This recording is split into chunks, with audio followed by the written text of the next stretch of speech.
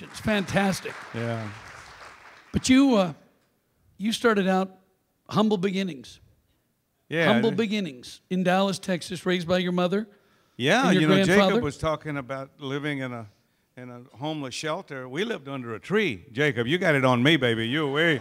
Man, you were shopping at Neiman Marcus. I mean, you had it made. Yeah, I mean that was it. But we didn't know we were poor. Just like Jacob. Jacob was caddying. Mother was trying to make ends meet. They were happy. You know, you don't know. I mean, you have no earthly idea until you've seen the other side.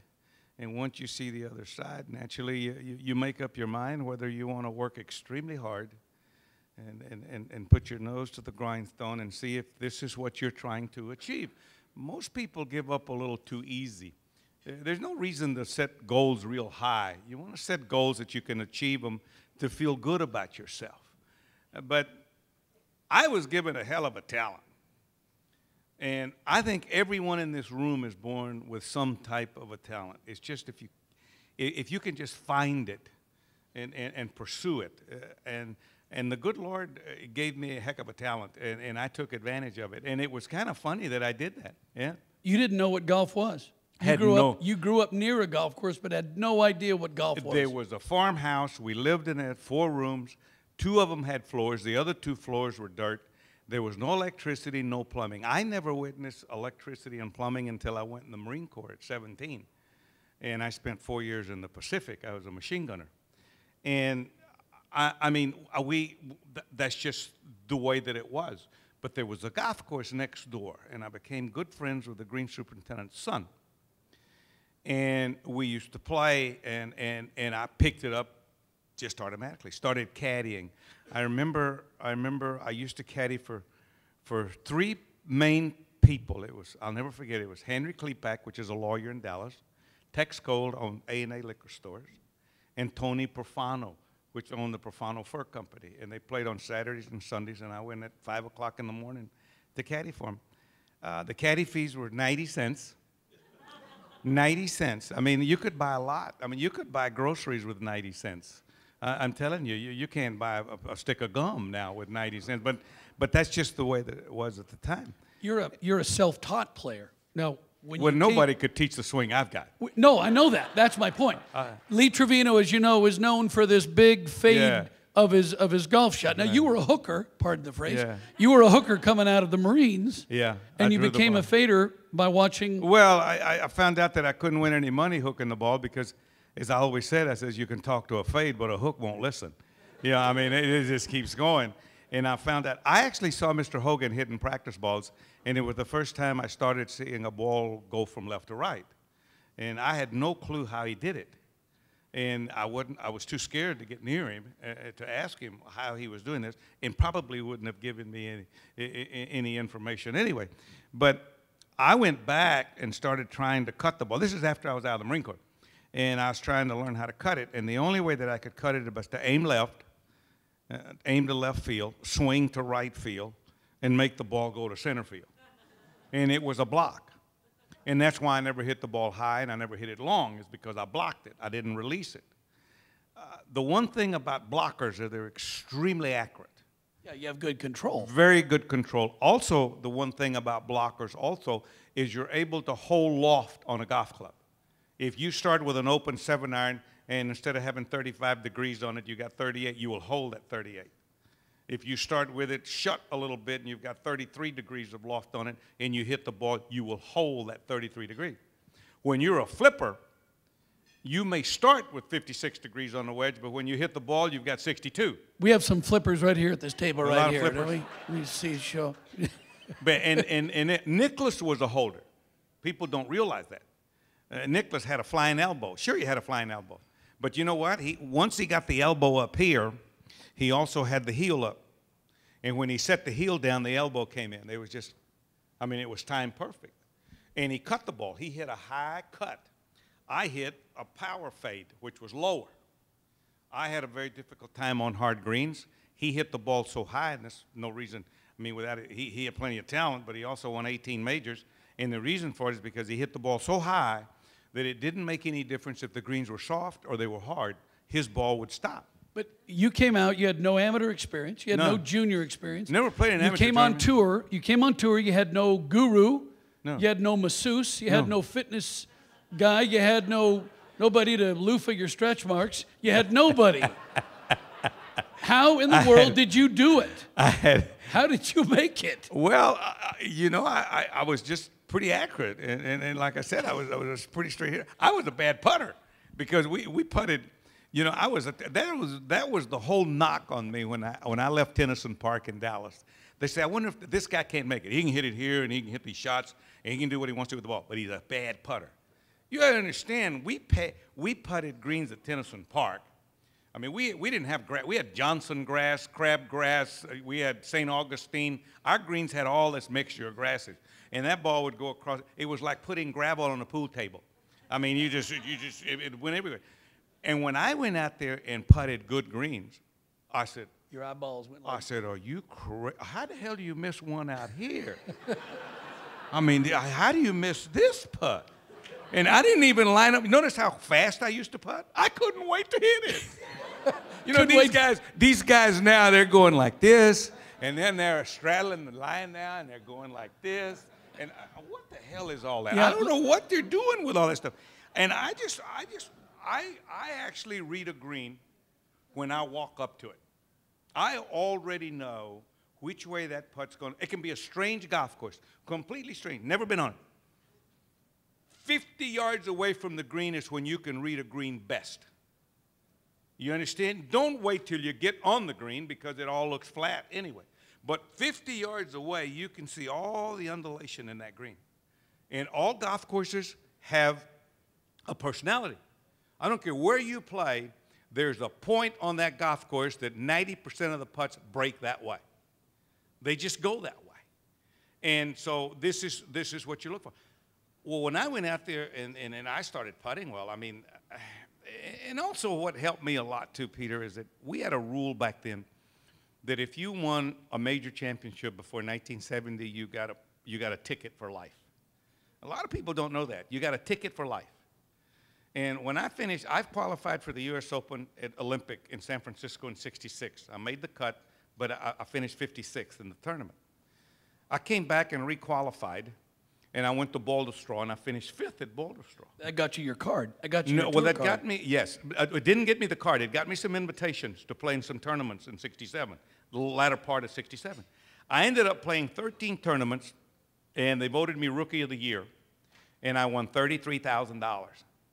And I finished 47th on the money list, which they took the top 60.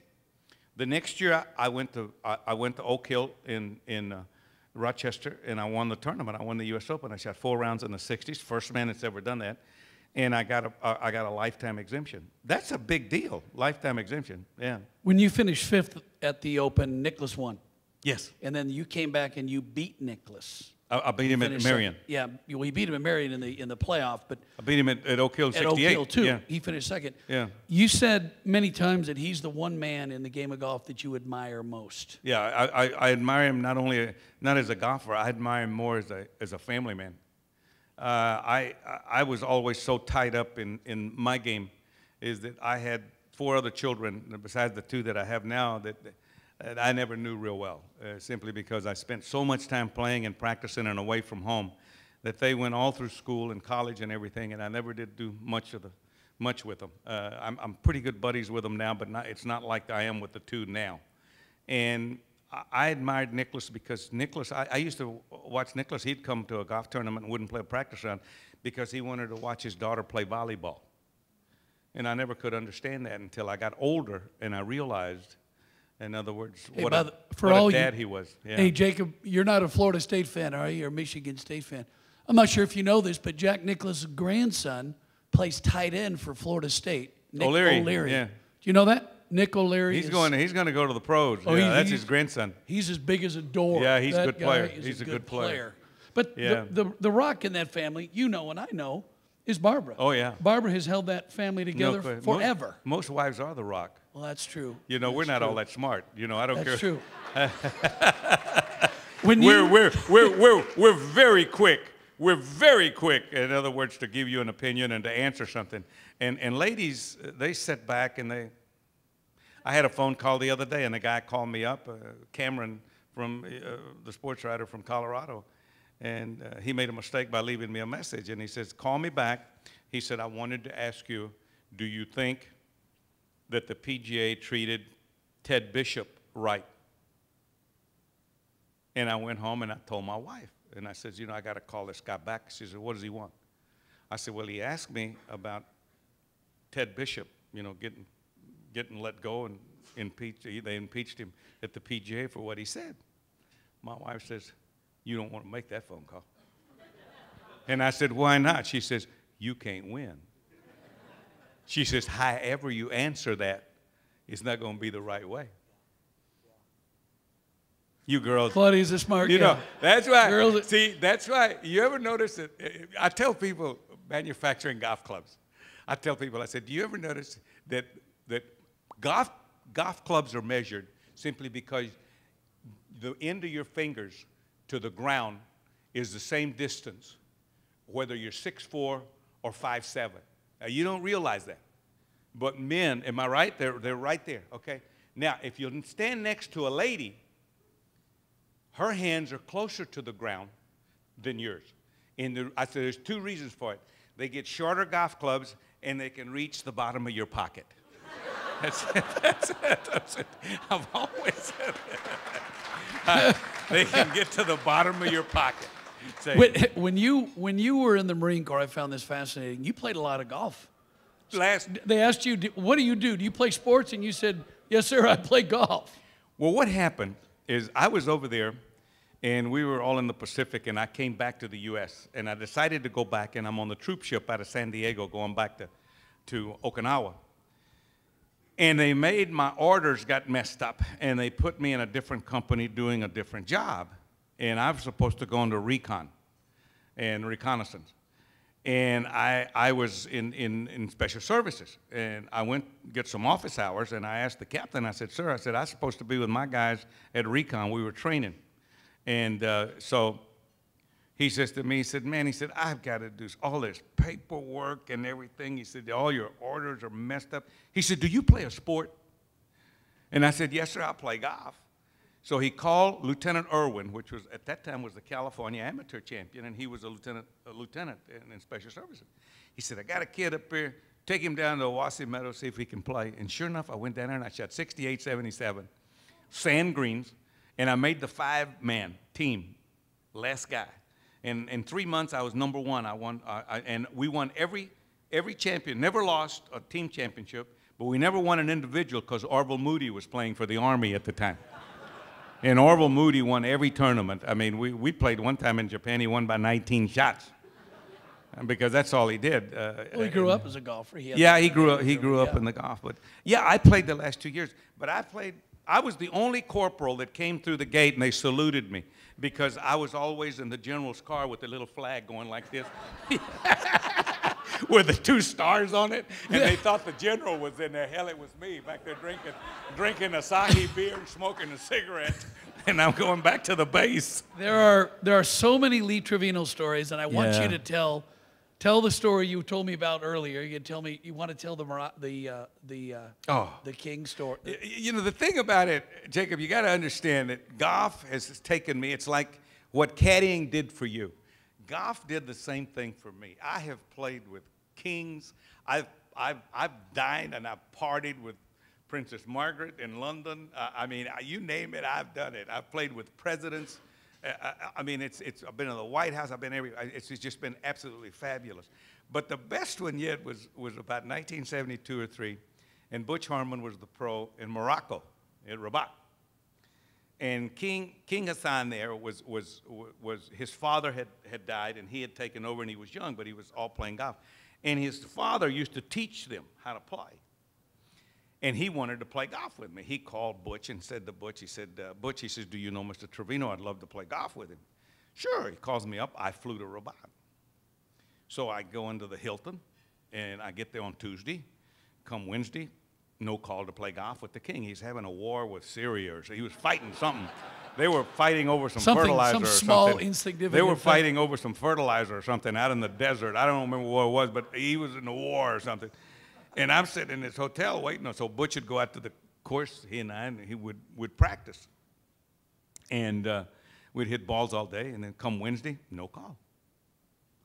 And come Thursday, no call. So I finally told Butch, I said, Butch, listen to me. His Majesty wants to play golf with me. I'm leaving Saturday morning. It's got to be Friday.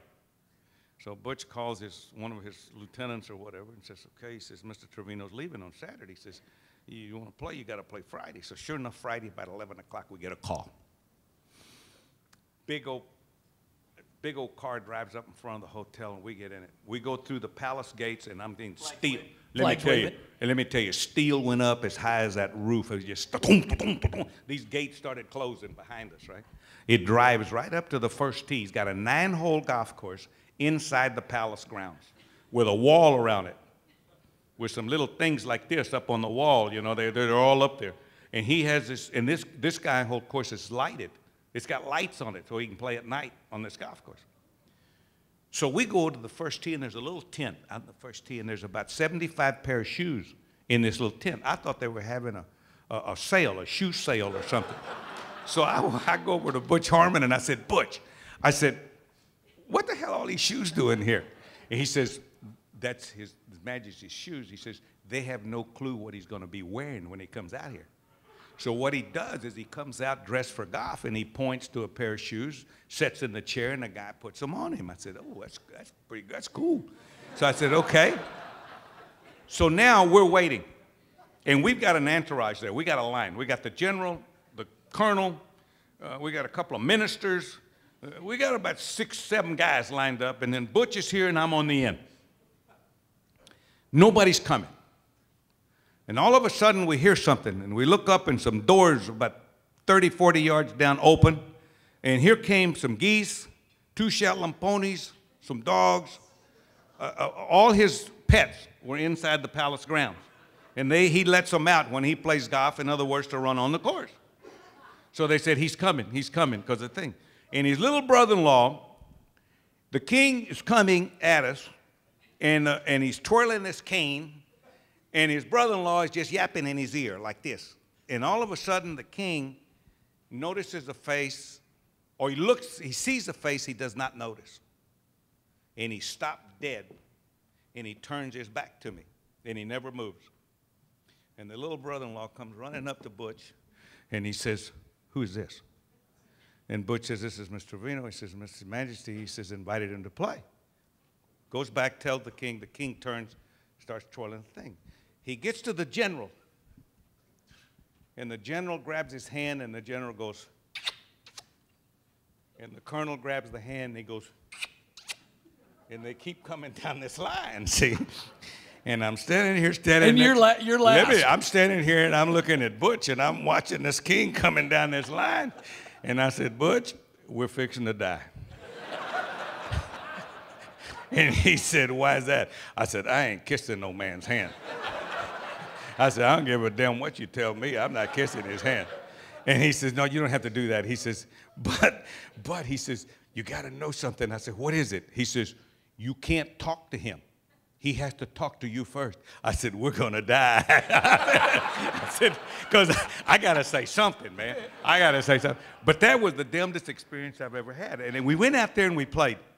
And I was so scared of this guy because I don't know the customs. I don't know anything, and I can't talk to him. So I hit my drive down there, and I got 200 yards.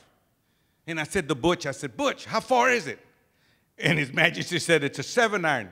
Hell, I pull out a 7-iron. And I hooded that baby. I made a 4-iron out of it. I'm leaning on this 7-iron. I hit it about this high with a duck hook, and I ran it up on the green. I played 7 holes. You can ask Butch. I played 7 holes and birdied 5 of them with him clubbing me. I'm hitting 7 irons, 200 yards, and 4 irons, 125.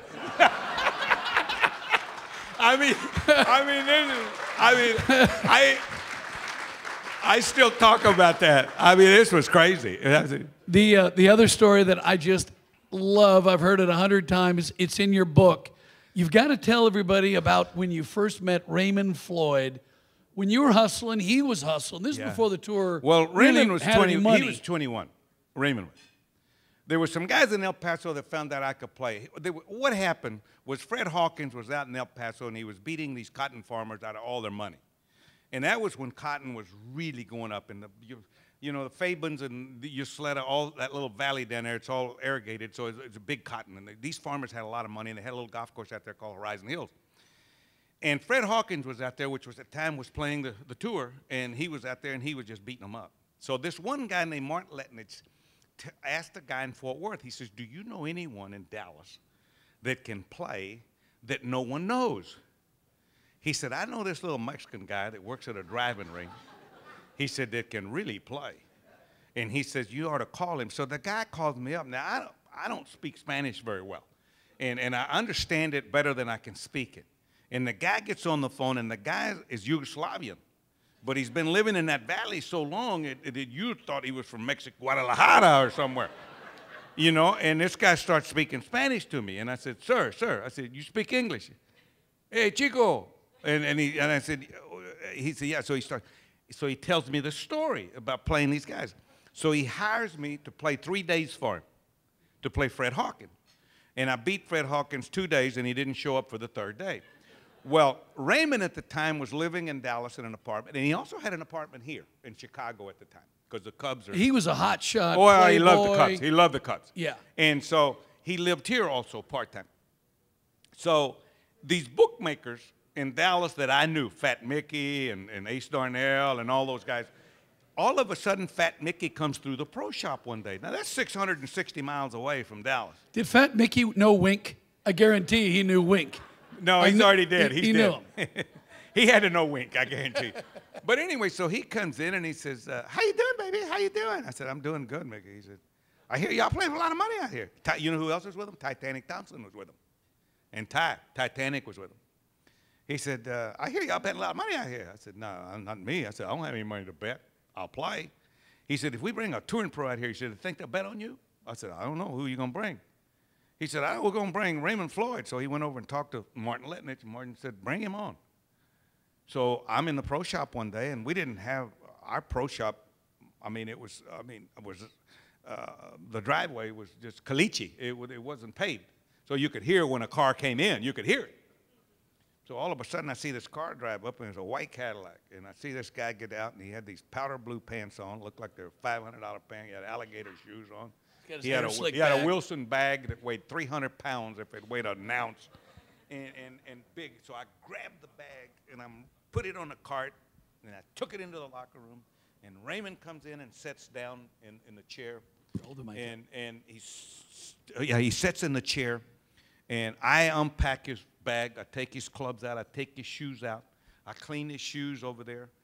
And the other guy, our ace, says, I'm going to go get a cart so we can look at the golf course because we're going to play at 1, and this is about noon. And while he's gone, Raymond asked me, he says, who am I playing today? Meanwhile, you're packing his bag. No, I'm shining his shoes. I'm cleaning the shoes. So he says to me, he says, whom am I playing today? I said, you're playing me, Mr. Floyd. He said, you? He said, what the hell do you do around here? I said, I do a little bit of everything. So he says, and I did. I opened the shop at 5. So he says to me, he said, okay, so we go out and play. And I shoot 65. And I dusted him. But I beat him. Not bad, but I beat him. So he wants to play 9 more holes. Emergency 9. And I said, double or nothing. Yeah, he wants to play an emergency 9. So I said to him, I said, Mr. Floyd, I can't. He says, why not? I said, I got to put the carts up. So now he says, yeah, that's about right. He said, I'm playing the damn cart man, too. He says, so I beat him the next day again. And then on the last day, he beat me he eagled 18, and I lipped it out, and he beat me 1 up on 18. He beat me 1 up the next day. And when he went out on tour, he actually told them, he says, I ran into a little Mexican boy in El Paso. He said, y'all going to have to make a little room for him, you know. I got a great story. Bob Goldby's son is sitting here, and he was gracious enough to come over and say hello to me, and I've met him before. But his dad, we tell this story all the time because his dad, Bob Goldby, as you well know, a hell of a player. I thought he got a little bit of the bad part of it when he won the Masters. He really didn't get all the credit that he should have gotten because Roberto signed the wrong card. But what difference does it make? You know, I mean, that's his fault. But anyway, so he says, so I'd finished fifth at Boulder Straw, and the next week we were playing Aurora in Cleveland. And I was hitting balls, and Nicklaus walked up behind me, and they're all looking at me hitting these balls, you know, and I looked like, you know, my swing made Furyk's swing look like Gene Littler, you know, I mean, I'm looping this thing around, you know. So anyway, so they're watching me, and they're not very far behind me, and they asked Nicklaus, you know, they said, what do you think? And Nicklaus said, well, he said, you know what? He said, it's not the greatest swing I've ever seen. He said, but it repeats. And Bob Goldby says, he'll linger, but he won't last. That's exactly what he said? That's what he said. Oh, no. And we still use that, and his son was just telling me, he said, Dad says you're always saying that about him. Well, not to bring up a bad subject, I know you talked about it in the press meeting a little bit earlier, but 1975 Western Open, you and Jerry Hurd were waiting out a rain delay on the 13th hole at Butler National, and you got hit by lightning. Yeah. Can you talk us through that a little bit? Well, it's my fault, Peter, and I'm glad you asked that question because I wanted to tell everybody here that be careful what you wish for. And seriously, when I tell you this, and I'm going to tell you this story, and for people that are non-believers, you understand, because I died that day, and he told me he had enough pros up there already. He had Demerit and all these people. He said, I don't need you up here. And, I mean, I saw the other side. It was wonderful. It was a hell of a lot better than here. It was really nice. It was really nice. But I wanted to tell you what happened here. We played the U.S. Open at Medina the week before. And then we just came across, and we're going to play Butler for the Western Open at the time. And I remember I'm standing on the first tee at Medina, and it started cracking. It started lightning and raining, and it started getting bad, and I hadn't teed off yet, and there were about 10,000 people on the tee watching us. And I'm sitting there talking to them, entertaining them. And a security guy comes out of the clubhouse and told me to get back in the clubhouse because they told me that all the players had to go in. And I said to him, I said, listen, what about the people that are standing here? Where are we putting them? And he says, well, I don't know about the people. He said, they told me to bring you in. And I said, I'll tell you what, forget it. I'm going to stay right here and entertain my people. And by the way, I said, don't worry about it. I said, I'll take a 1-iron out, just hold it up. I said, because God can't even hit a 1-iron. Now, you know what happened the next Friday on the 13th hole at Butler? I got zapped. But you had an 8-iron. I had a 6-iron. Okay. Par 3. Hit it 3 feet. Yeah, and I'll tell you what. And I went down there, and the problem is that I sat next. It hit the lake. Is what it did. It hit the lake, went out, hit me. Jerry Hurd. Jerry Hurd never played again. He was a hell of a player, as you well know. Yeah. And Jerry Hurd would have been a superstar. Bobby Nichols also. Bobby Nichols had hit. But Bobby Nichols was already, a little bit this way. He was already up there. You won 5 majors in a 7-year period, but after that, you only won 1 major more, the 84 PGA. After the lightning. After the surgery and everything. Yeah. What do you think that did? Obviously, it burned out the discs in your back. Yeah, yeah. I've had 4 back operations. I have 2 steel rollers in my back. I have a steel plate in my neck. But you learn to play around your hurts. So you have to change the swing. That's what Tiger's going to have to do. Tiger can't have a doctor or a guru telling him how to swing a golf club. He's going to have to come back, get off in the corner, get a radio, listen to some music, hit some golf balls, and figure out a way that he's going to come back and play again. Now, Tiger Woods is Tiger Woods. He hasn't lost his talent. He's been hurt. And he's going to have to learn to play around that hurt and figure out how he's going to do it. Yeah, I heard you say there's no swing instructor going to tell him how he feels hitting a golf ball. He's got to figure that out. Can't. And first of all, he's never had an instructor that could beat him. How the hell can you listen to somebody you can't beat? That's why I never had anybody. If I'd have found somebody that could beat me, I'd have taken a lesson from him. You know, this is crazy. I don't understand that. I don't. You take it. Let me tell you something. You take it out of the dirt. You understand? You dig it out. You got to dig it out of the dirt. I mean, if you want to be good at, I don't care what Jacob's doing in school. You know, if somebody gives him the answers to all the tests and everything, go takes the test, he'll pass that test, but he doesn't even know what the hell he passed. You got to work at it. See, it's the same thing in golf, in business, everything. No shortcuts. So based on that, how do you feel the direction of the PGA Tour is going with all the gurus, with all the fitness, all the mental coaches, all the video? The players don't really own their swings, do they? They don't own anything. I mean, I don't understand. Listen, they're going now to press conferences, and they've got masseuse. They got a guy that tells them what to say. They've got a guy that what to eat. What to eat. Yeah. And are you kidding me? A 6-pack of beer and a bucket of fried chicken, and I'd kick your ass tomorrow in a minute. Hey. Are you crazy? So as John will tell you, when these guys come to town, back in the day, you know, your posse was you and Herman and Claudia. That was it. That was your posse. Now guys come to town with their team. They come with 6, 7, 8 guys, right? I mean, it's just crazy. They want courtesy cars. Yeah, they want their towels with their initials on them and everything. I mean, huh? They want them heated. I went in to get a car one time, and the guy brought it back because the color wasn't right. Free car, Cadillac. Guy said, no, I don't like the color. You got another one? Yeah. I moved him out of the way, and I said, just give me a car. I don't care what color it is. Back in the old days when we used to pay those range balls, and if you didn't hit them all, you put them in your bag. We paid $8 for the golf. We remember the late Rod Funsett? He was so tight he never bought a bucket of balls. He was like he would just stand around and wait till somebody left 3 or 4, and then he'd warm up and he'd warm up. He wouldn't. We paid $8 for range balls. Hey, talking about caddies here tonight, huge part of this. Tell us a little bit about a PGA Tour caddy. Does a Tour caddy get too much credit or not enough? And how impactful was Herman Mitchell in your life and in your game?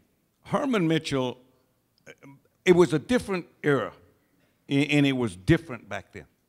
The first time I had Herman Mitchell on my bag, we were playing Pensacola, Florida, at Dogleg Right, Pensacola Country Club, and I drove it through. I didn't cut it, and it went through in the trees, and I'm in the trees about 15 feet, and I got a duck hook at 130 yards on the green, and he's trying to get me to chip it out. This is our introduction. And he was caddying for Miller Barber at the time before when I got him. And I hit my sand wedge, and I took it and I put it back, and I went like this. And it was like Bubba Watson's, you remember at Augusta? Out of the trees. I went this way. And I knocked it on the green. And I swear to you, Herman looked at me and he says, I can't club you. I said, what did you say? He said, I can't club you.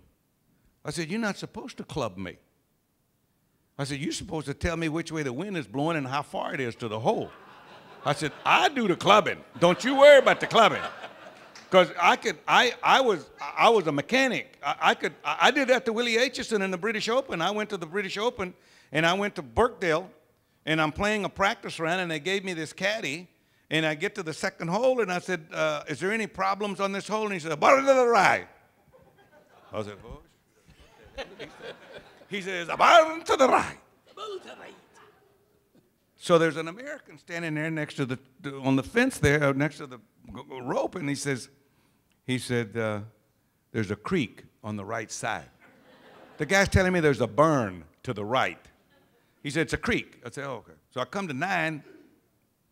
And it's a blind shot up the thing. So I says, where do you hit it here?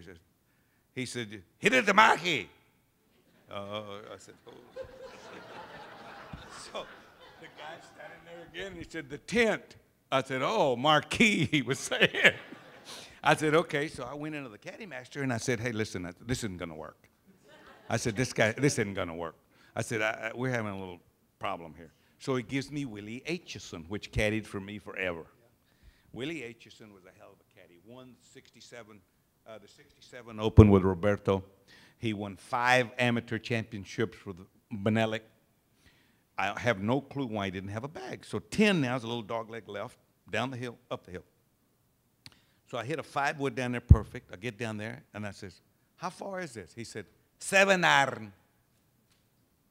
I said, what'd you say? He said, 7 iron. I said, give me 3 more balls. So I got 4 balls. I hit 5-wood, pitching wedge, 5 iron, 3 wood.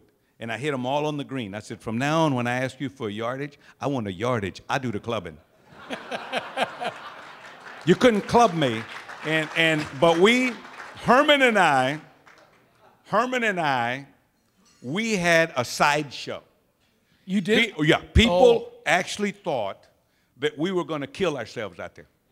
I had ladies come up to me, and she says, do you treat him that bad all the time? I said, listen, ma'am, if he doesn't do his job, I said, let me tell you what. I said, you want to take him home with you? That's what I tell him. I said, you want to take him home? You can have him. He'll mow your lawn, whatever you want to do. He said, take him with you. He was a big fella, about 320 pounds. Herman would look at, he was 370. He was 370. Yeah. We'd get in the car, we'd laugh like hell. I got to tell this quick story because Fluff, Mike Cowan, and I worked for 20 years, and we'd play with Lee and Herman, and we'd get out in the fairway, and Fluff and I loved it because we knew what was coming. Lee would say, what do you think? I think it's a 5-iron. And Herman would look at him and go, 5-iron? You can't get there with a 5-wood. And he'd look at him and go, you're crazy. I think I can get there with a 6-iron. And they were doing it to entertain everybody. Yeah. You thought, and Fluff and I sat there, we just giggled because it was great theater. He was one of the finest. I took care when I retired him because he had congestive heart failure. And I retired him, and I put him on a $25,000. I gave him a year, bought him a car. He bought him a little house in Pensacola. Then he beat me up for another $3,000 or $4,000 a year. He played more golf than I did. He was living in Pensacola, Florida. But the thing that I remember him most is when I won the PGA in '84 at Shoal Creek in Alabama. And he had gout, and he couldn't walk.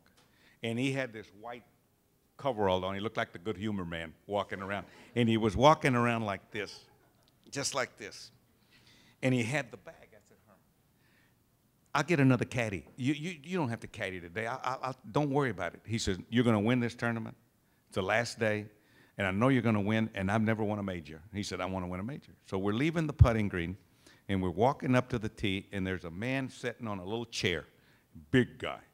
And he had a tobacco on his jaw, and it was sticking out to here. And he had that deep voice. And you know, I'm quick as a cat. And he looked at me, and he says, hey, Lee. He said, what do you feed that caddy? I said, rednecks. And as soon as I said rednecks, Herman says, and I'm getting hungry, too. But he passed away. He was a great I still guy. miss him. He was family. Yeah. Hey, we just have a few more minutes, but I just want to touch on humor. Obviously, has been at the heart of your career. That's why I was always drawn to you and to Fuzzy and to Chi-Chi. Yeah. Some of your quotes. One time when you were playing with Tony Jacklin in a major championship, walking off the first tee. No, that was the world match play. We were playing the third round. Tell what happened. We're going to the first tee. And it's a 36-hole finals, semifinals. And Tony walks up next to me, and he says, they call me Mex. And he says, hey, Mex, he says, I don't want to talk today. You know. And I told you I was quick. So I just looked at him, and I said, you don't have to talk, just listen. Another one with Gary Player. You were telling Gary that if it wasn't for golf, you didn't know what you'd be doing. Because if your IQ had been 2 points lower, you'd have been a plant I'd have been a tree. Yeah. And then the 1-iron quote was great. Yeah. On the Champions Tour, I love this. A nice thing about the Champions Tour is we can take a cart and a cooler. Yeah. If your game isn't going well, you can always have a picnic. You can have a picnic. I mean, these guys had everything on there, man. Yeah. Last one here. I'm in the woods so much I can tell you which plants are edible. I never got in the trees much. I was pretty straight. I was pretty straight. I just have to, one last thing. You told me a long time ago that the great players create the atmosphere that they want to play in. Mm-hmm. And I think Jack did that. Mm-hmm. Hogan did that, ice cold. you do that. You create a fun, positive atmosphere that if somebody like Jack or Tiger doesn't like it, they don't have to get involved. No. But you create it, and that helped me a lot because I'm gregarious like you're like you me. are. You're entertaining. Yeah, and I've always felt that that's a huge part of what I gained from playing and learning from you. But do you use that to break the tension or to? Not really. Not really. I use natural? That, no, I think that when people are paying their money to come and see you, not only are they looking for good golf shots, but they're looking for a little bit of entertainment. I had a problem with it at first because they were making too much of the autographs and the pictures and touching you and doing this and all that stuff. And I said, I don't understand what the hell they're doing this for and everything. And I actually went to professional help to ask them.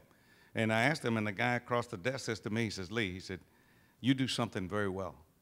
And they like what you do. And they just kind of want to be a part of it. And I had no problems with it ever since. It's just like what Gary did. We're playing with Jack and I and Gary are playing in Minneapolis, St. Paul this year. And we're playing a scramble, you know, and everything. And we go to this cocktail party, and we're out driving Jack, okay? So Gary and I, so I says to Gary at the cocktail party, I says to him, I said, Gary, I said, did you ever think that you would live to see the day that we could outdrive Jack Nicklaus? And Gary says, did you ever think you would see the day to where we would be taller than him?